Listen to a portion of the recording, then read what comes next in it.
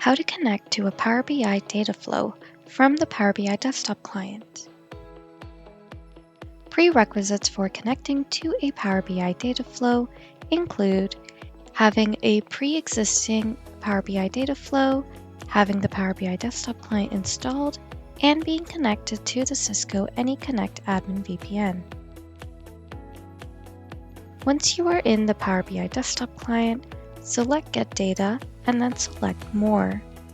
In here, select the Power Platform tab, and then select Power BI Dataflows.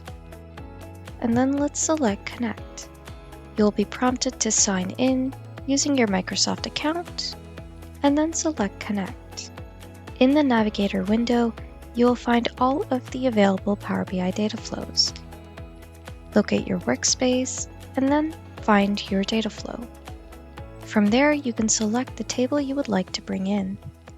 And then you can either transform your data or load the data. And that's it. You successfully connected to a Power BI Dataflow from the Power BI desktop client.